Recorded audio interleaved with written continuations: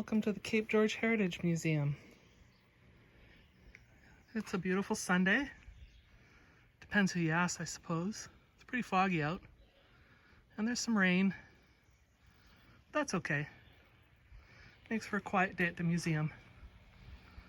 And she is looking good today. Let's see what's going on inside.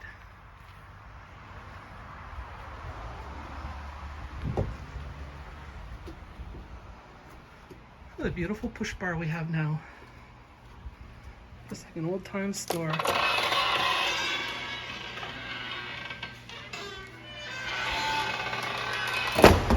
Okay, who doesn't miss that from an old house?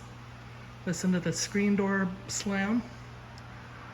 Well, if you haven't been here in a while, this is what we're dealing with this year. Whole new setup. And this corner here, when you first come in, is what we call the store and fishing display. So we've got a lot of stuff that came from the original stores that were here.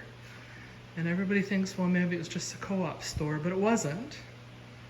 There was a number of people who owned the stores over time, including the local McPhee brothers. Didn't become the co-op store till the 30s. So we've got some interesting stories here on who was the co-op manager for many, many years. Leo Roberts. This is an original display case from the store. Same thing with this scale. Not like today where everything's individually packaged. Many things were in bulk, so you'd buy it by the weight. Got some nice old pictures. And we've got one of the original cash registers that started out in the McPhee store and continued on for a while after that. Even tobacco here was cut when you bought it. We've got this lovely old barrel here. I'll have to turn it around. This is when you sheared your sheep and sent your wool to PEI, and you ordered wool in return. It would come back spun and made into wool into these big barrels depending on how much you ordered. That was Condon's wool mill in PEI. Over here we've got a bunch of interesting information from the fishing co-op, when it was formed, who was on the board then, what decisions were made, financial statements, and even a book from the 1940s that showed individual people from the community and how many lobsters they brought in that day. We've got a beautiful homemade barrel that probably would have been made in the winter time. And this is a new addition. I just think it's beautiful. Beautifully made. And it was for trawl fishing. So if you want to know about trawl fishing, come in and you'll be able to read the explanation. Now, if you're from here, these initials will probably clue in with you pretty quick. This is Kimball Falkenham's, one of his fishing boxes. And look at that. That's an anchor. So if you didn't have one around, you just made your own. And there's a beautiful old lobster trap, handmade. It's what many fishermen would have busied themselves with over the winter. We've got all kinds of fishing gear.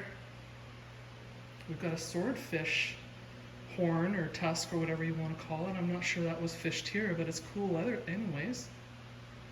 And some old lobster floats from the old days, as well as lots of pictures and lots of information on fishing in the area, including the tuna fishing. We also have, which I found rather fascinating, this contraption. I wondered, what the heck is that? But apparently it would have had a chain on one end with a weight on it, and it would have been in the harbor before we had the full wharf, and it would have been a place to moor boats in the harbor, I guess without them floating away or bumping into each other.